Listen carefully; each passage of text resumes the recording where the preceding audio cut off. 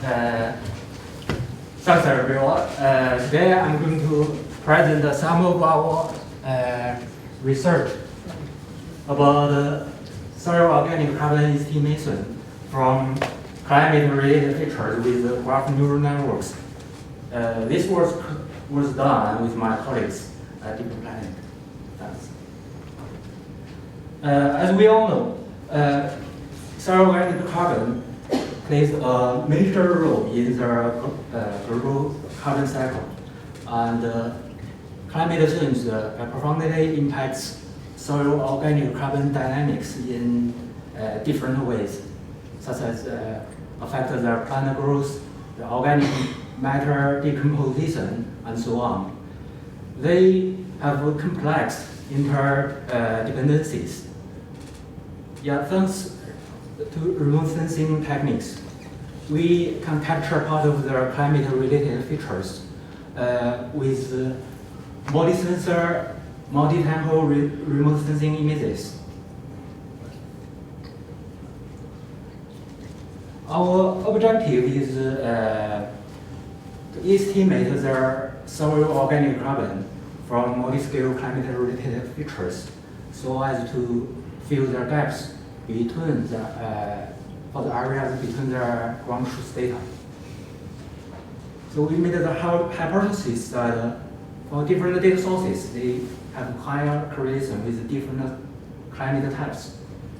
Taking DEM, for example, we can compute Turing attributes with DEM, like altitude, slope, aspect, hillside, ground curvature, and so on.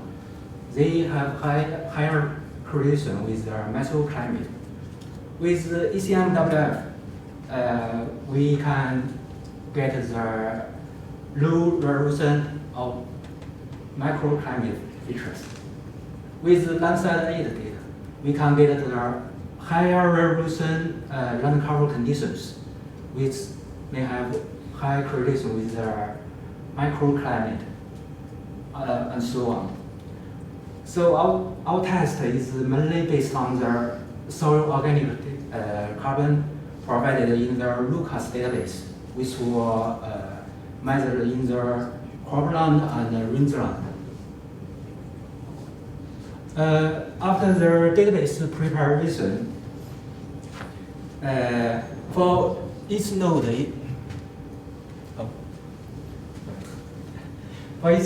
we transfer the multi-scale features into one vector.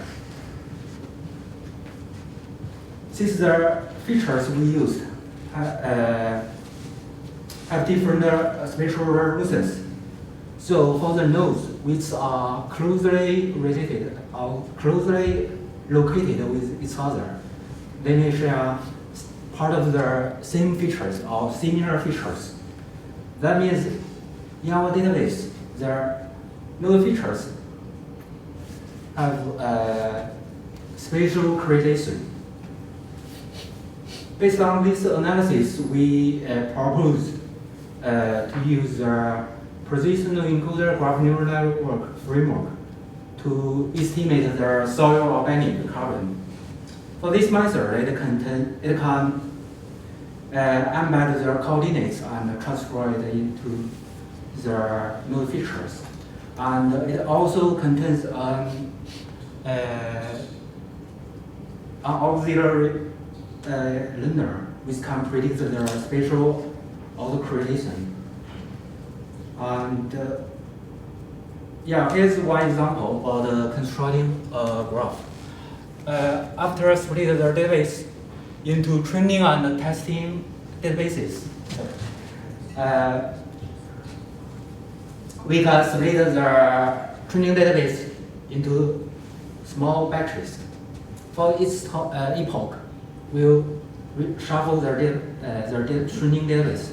It means that for each small batch, it may be unique. Then based on the small batch, we can compute the edge index with the k-nearest neighbor method.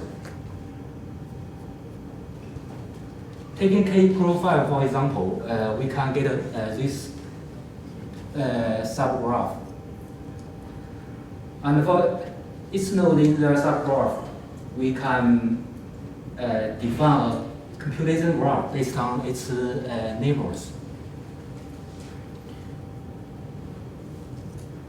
So to compute the node embedding, we selected the message passing scheme.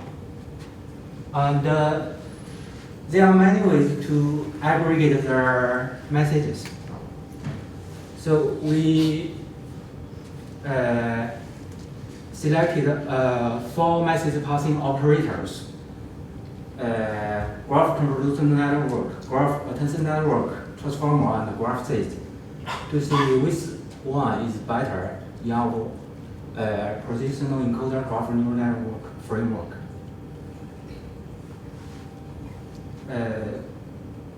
Here's their differences. For graph convolutional network, it uses the sum aggregate from its neighbors to compute the node embedding.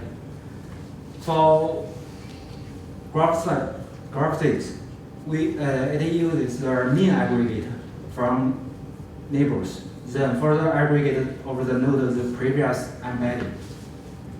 For graph attention network, it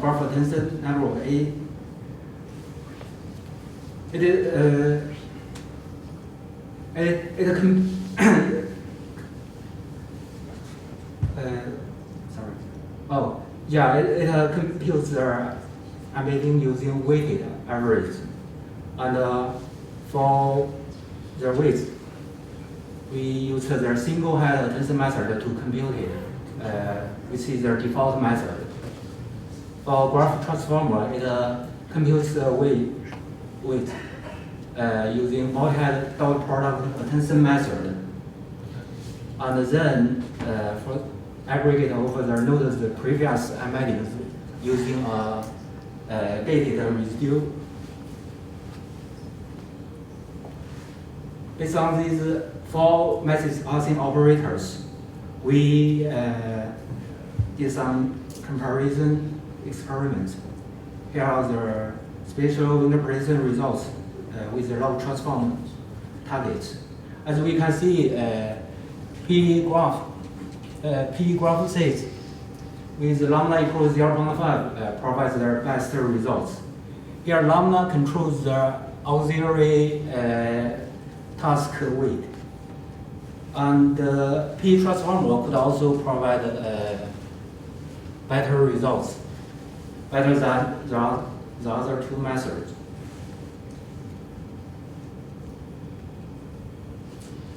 Here are the spatial variance of the predicted results of the whole database. As we can see, for P graph convolutional network and P graph attention network, they smoothed the results. Taking this area, for example. For PCs and P transformer, they can provide fun features. And here's a scatter plot of the predicted results on the validation database. We can see PCs and P transformer could provide better results than the other 2 methods. Based on the analysis, we can know that PCs and P transformer can provide better results than the other 2 methods. The reason is they have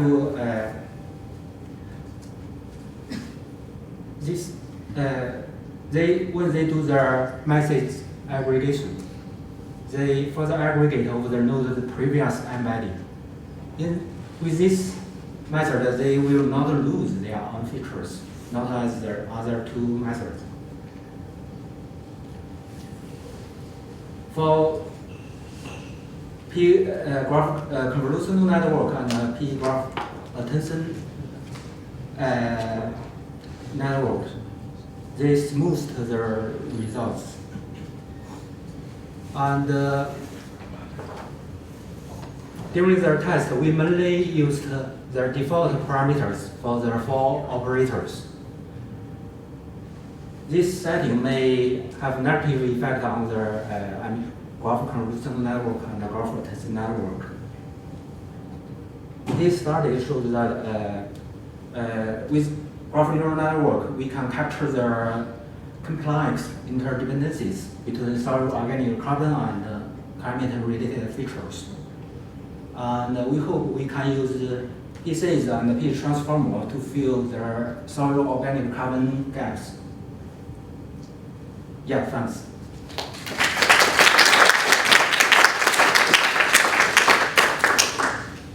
Thanks, Wei. Any questions? Hi, yeah. I don't know if the microphone's going to give up on me or not, so I'll just talk very loudly. Anyway, thank you for that. I'm actually doing the same, well, my PhD topic is very similar. And so I kind of was really interested in your ground truth data. Yeah. I saw that you're using the Lucas soil database and samples from in-field, right? Yeah. And I just wanted to know, kind of, are you putting those two together? Are you using them both as ground truth data? Because I know that obviously depending on how you're measuring soil organic carbon in the lab changes your results. So I don't know if you're using the same kind of making sure that they're using the same traditional methods or what. Yeah. Actually, for the soil organic carbon, we mainly used their samples measured in cropland and rangeland. And we removed around 5% of their outliers. Because for some sample size, it's not reasonable. For example, for some size, it's inside the farmland, but the farmland is near the forest. So we'll directly remove that kind of outliers. And that's why, yeah. Okay. And the test is, for the experimental results in this slide, we mainly did it with the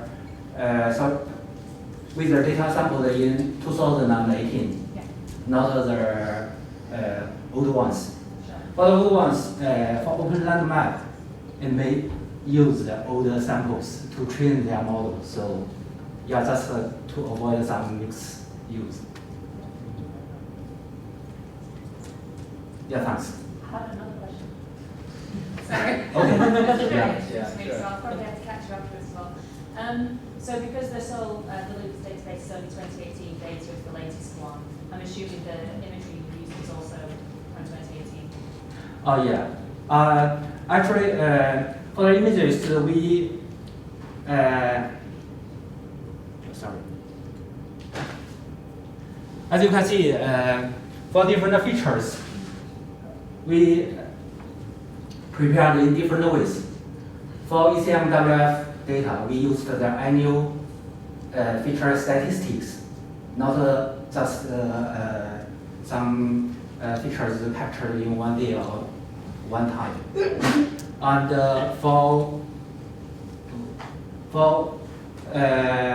some climate features prepared by MODIS data, we also prepared the same way. And for the landslide 8 data, which has a higher resolution, we collected to be as close to their sample time as possible. And for DEM, yeah, it's we made the hypothesis that the Turing attributes did not change after their initial measurement of the DEM. Yeah, thanks. Great. Any other questions? Okay. No, that's thank Wei again. Thank you.